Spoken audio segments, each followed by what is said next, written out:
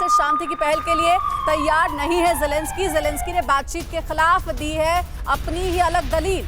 कहा है कि छोटे वक्त के लिए युद्ध विराम चाहता है रूस, सैन्य तैयारियां करने के लिए युद्ध विराम चाहते हैं पुतिन। तो ज़ेलेंस्की अब भी मानने को तैयार नहीं है। एक तरफ जहां पीस टॉक की बात हो रही है तो वहीं दूसरी ओर ज़ेलेंस्की ये कह रहे हैं कि बस थोड़े ही वक्त के लिए चाहता है युद्ध विराम पुतिन। यानी कि इसमें पुतिन की एक अलग स्ट्रेटेजी है, ज़ेलेंस्की मानने वाले नहीं है। आपको याद होगा हमने बताया था TV9 भारतवर्ष पर कि ज़ेलेंस्की चाहते हैं कि जब तक उनकी 5 शर्तें पुतिन नहीं मानते हैं तब तक वो पीस टॉक के लिए रेडी नहीं है। समझिए आप, ये ज़ेलेंस्की वो हैं जो कि अपने देश को लगभग बर्बाद कर चुके हैं। वहां पर अब कुछ नहीं बचा है। यूक्रेन की हर इमारत इस वक्त तबाह और बर्बाद हो चुकी है लगातार हो रही मिसाइल हमलों की वजह से। उसके बावजूद नेगोशिएशन के मूड में कौन नजर नहीं आता है? ज़ेलेंस्की, उस देश के राष्ट्रपति जिस देश में अब कुछ बचा ही नहीं है। उस देश के लोग अपने घर बार छोड़ करके जाने को मजबूर है।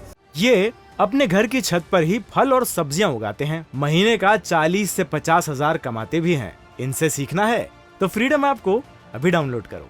यूक्रेनी राष्ट्रपति का 2 बयान हम आपको सुनवाते हैं। इसके बाद इस बात का पक्का यकीन लगता है कि जंग थमने नहीं जा रही है, यानी आने वाले दिनों में हालात और ज्यादा खराब होंगे, भयावह होंगे। देखिए ज़ेलेंस्की के बयान की ये बेहद एक्सक्लूसिव 2 पंक्तियां जो कि हम आपको बिग वॉल पर बताएंगे। सबसे पहले ज़ेलेंस्की का, यूक्रेन के राष्ट्रपति का बयान नंबर 1, रूसी आक्रामकता को पूरी तरह ध्वस्त करने के बाद ही असली शांति आएगी, ये कहा है ज़ेलेंस्की ने। दूसरा स्टेटमेंट क्या है? किसी भी अनैतिक समझौते की कीमत और ज्यादा खून से चुकानी होगी।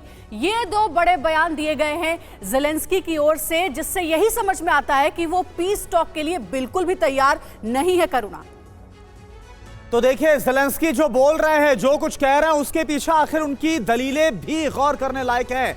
ये दलीलें आप जरा देखिए। अभी आपको अंशुल ने बताया कि आखिरकार मकसद क्या नजर आता है, क्या बात है, लेकिन ज़ेलेंस्की पर जंग का फितूर किस तरह से हावी है। ज़ेलेंस्की क्या करना चाहते हैं? हम अपनी शर्तों पर ही शांति वार्ता करेंगे, ज़ेलेंस्की ये बोल रहे हैं। थोड़े वक्त का युद्ध विराम चाहते हैं व्लादिमीर पुतिन, ये बोल रहे हैं, इस बात का दावा कर रहे हैं। सैन्य तैयारियां दुरुस्त करने का उनका पूरा इरादा है। हम मॉस्को को ये मौका नहीं दे सकते, उन्हें मौका दिया तो हालात और भी ज्यादा खराब होंगे।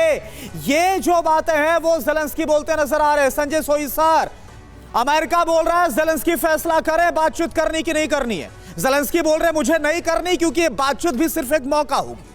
नहीं, बिल्कुल अमेरिका, पहली बात तो ज़ेलेंस्की जो बोल रहे हैं उसके पीछे अमेरिका का हाथ है। अमेरिका सामने जो मर्जी बोलता रहे, लेकिन ज़ेलेंस्की अगर आज पीस की बात करते हैं तो फिर अगले दिन, पहले भी कई बार देखा है कि वो बयान अगले दिन बदली हो जाता उनका। कि दूसरी बात यह है कि अब जो कुछ सफलताएं मिली हैं यूक्रेन को, इससे ज़ेलेंस्की को और एम्बोल्डन हो गया। चाहे खार्किव हो या सदर्न यूक्रेन हो, खैरसोन हो, ये सब जो सफलताएं मिली हैं, उन्हें लगा कि इस समय रशिया विड्रॉल मोड में है, डिफेंसिव मोड में है, तो इसका भी हमें फायदा उठाना चाहिए। उनकी सेना का मोराल भी हाई है।